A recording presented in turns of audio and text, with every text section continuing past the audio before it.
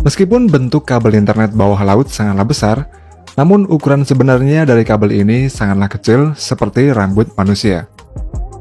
Kabel bawah laut dilapisi dengan berbagai lapisan untuk melindungi dari kerusakan luar seperti gempa bumi, tekanan air laut, dan sebagainya.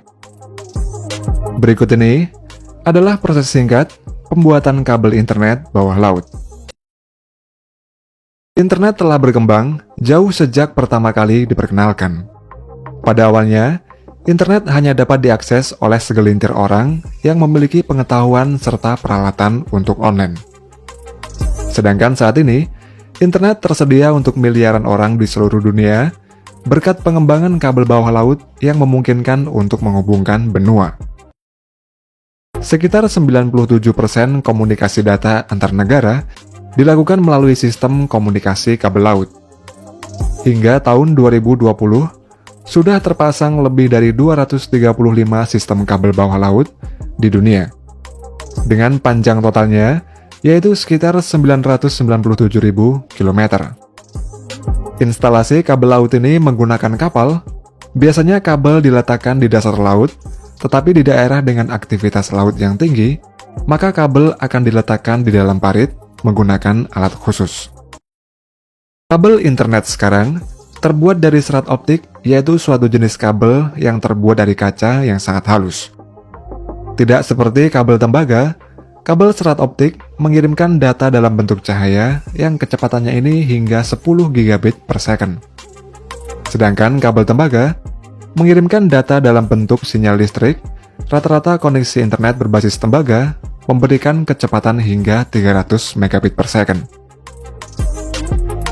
Untuk membuat kabel fiber optik, produsen akan menyiapkan bahannya yaitu solid glass rod atau disebut dengan preform yang terbuat dari glass tube. Preform dibuat dengan suatu proses kimia yang disebut dengan Modified Chemical Vapor Deposition yang disingkat MCVD. Ujung glass tube dipasang pada mesin lathe atau mesin bubut khusus. Dalam proses ini, dua buah glass tube akan dipasang pada mesin lathe. Nantinya, kedua glass tube akan diputar oleh mesin bubut, kemudian dipanaskan dengan obor yang berasal dari hidrogen serta oksigen. Dengan pemanasan tersebut, kedua ujung glass tube berubah menjadi putih yang menandakan suhunya ini telah mencapai 2000 derajat Celcius. Lalu, kedua glass tube akan menjadi satu. Dalam proses MCVD ini, bahan kimia juga akan dimasukkan, dan dengan suhu yang sangat panas, bahan kimia tersebut akan membentuk lapisan di dalamnya. Lapisan tersebut adalah waveguide profile, yang juga dikenal dengan profil indeks bias, dan lapisan ini sangat diperlukan untuk sistem komunikasi berbasis laser. Nantinya lapisan tersebut akan melebur menjadi kaca yang merupakan inti dari kabel fiber optik. Sedangkan glass tube sisanya akan membungkus fiber optik tersebut. Setelah menjadi preform, preform kemudian akan dipotong menggunakan obor sampai terpisah menjadi dua bagian. Selanjutnya, preform yang sudah dipotong kemudian dikonversi menjadi serat optik yang prosesnya ini disebut dengan fiber drop. Preform dimasukkan ke dalam graphite furnace, lalu dipanaskan dengan suhu 2000 derajat Celcius untuk melunakkan ujung preform. Kemudian gaya gravitasi membuat ujung kaca preform akan turun ke bawah. Untayan kaca yang pertama kali jatuh akan dipotong. Lalu sisa potongan untayan dimasukkan ke dalam suatu rangkaian yang berfungsi untuk mengontrol diameter serat optik agar tetap stabil pada diameter 125 mikrometer. Untayan kaca dibiarkan turun ke bawah melewati ruang pendingin yang berisi air dan gas helium. Serat yang keluar dari ruang pendingin nantinya akan memiliki temperatur suhu ruangan. Kemudian, serat optik akan menuju sebuah drum untuk digulung. Namun sebelumnya, serat optik akan dilakukan pengujian untuk memastikan kualitasnya. Selanjutnya, benang serat optik ini diberi lapisan pembungkus petroleum jelly. Kemudian dimasukkan ke dalam stranding mesin untuk proses pemilinan. Beberapa benang serat optik dipilin menjadi satu untayan. Serat optik ini juga diberi lapisan lagi seperti copper tube, polikarbonat, dan lain-lain hingga menjadi kabel fiber optik yang siap dipasang di bawah laut. Kabel fiber optik yang dipasang di bawah laut memiliki ketebalan antara 7 sampai 10 cm. Meskipun kabel tersebut memiliki diameter yang besar, namun inti dari kabel fiber optik sangatlah kecil. Bagian yang tebal merupakan lapisan-lapisan pembungkusnya.